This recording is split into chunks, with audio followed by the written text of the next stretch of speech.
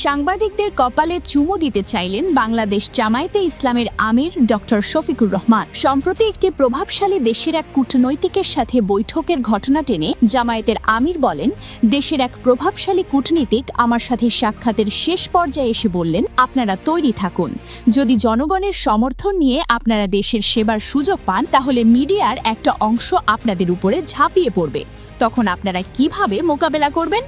আমি হাসতে হাসতে বলেছিলাম, মোকাবেলা করব না, তখন ওই মিডিয়া ব্যক্তিদের কপালে চুমু দিয়ে দেব। চুমু দিয়ে বলবো, আপনারা আমাদের সময় সবচাইতে বেশি স্বাধীনতা উপভোগ করুন, তবে সেই স্বাধীনতা যেন হয় নির্মল স্বাধীনতা, এই স্বাধীনতা যেন জাতিকে ক্ষতিগ্রস্ত না করে। জামায়াতের আমির বলেন, আমাদের সমালোচনা করবেন তীব্র ও কঠোর ভাষায়, কিন্তু সেটা হবে জাতির স্বার্থে।